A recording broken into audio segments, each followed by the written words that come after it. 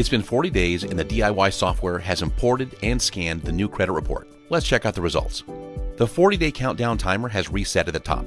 Here are the new scores, and great news, they've gone up.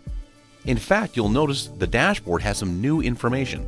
The arrow keeps a running total of how much the scores have moved since the first credit report. I can click an arrow and it takes me over to My History. And here's a graph showing the score movement on my TransUnion credit report. I can tap each bureau to see how the scores are moving.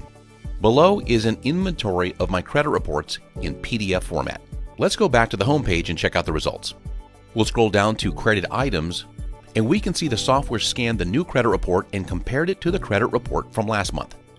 It sees every change that took place, including every account that was repaired or deleted. On TransUnion, 2 accounts were repaired, 4 were deleted. On Experian, 2 accounts repaired, 3 deleted. And on Equifax, 1 account was repaired and 3 accounts were deleted. A great start for a round 1 dispute. Now we get to the most important part, the round 2 follow-up letter. When you send a round 1 dispute, creditors commonly provide an automated response that says, the account has been verified to be reporting accurately. It's very possible you'll get that response from your first disputes.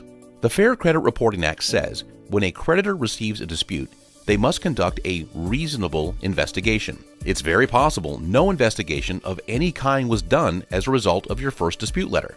It's your right to disagree and ask for proof of that investigation. That's what your round 2 dispute is all about. This is why the dispute process is a multi-letter process.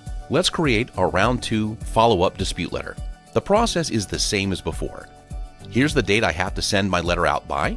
Starting with TransUnion, again I'll click Create Dispute Letter.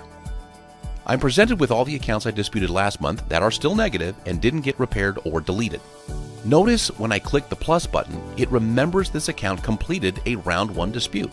Now the software knows it's time to change to a round 2 dispute strategy, and we can see the new suggested reason below. It's an escalation from the dispute last month. I've selected all 6 accounts. Scrolling down, I can see 2 of my inquiries from last month were removed. I'm happy with that, and I have a total of 6 items selected. Click Next. Just like I did in round 1, I'll say the dispute reasons. Click Finish, and my letter has been created. I'm presented the option to use MailDash, and notice it's not asking me for my personal information again because it remembered it from when I filled it in the last time during my round 1 dispute. And like last time, I'll select MailDash again because it's free and I don't have to do any work. But again, if I wanted my dispute letter emailed to me so that I can print and send it myself, I would click the link. From here, I would move on to Experian and Equifax, assuming I have accounts that I'd like to dispute. But for now, let's go back to the home page. The dispute plan lets me know I created my dispute letter on this date. It's already been marked as sent because MailDash is going to send it for me. Like last time, if I decided to print and mail my dispute letter, I would see this button to mark letter as sent, along with the date I need to send the letter by. I'll click Mark Letter as Sent, and I'll manually enter the date that I mailed my dispute letter. And that's round 2. In 40 days, the software will link to my credit report provider to bring in the next credit report.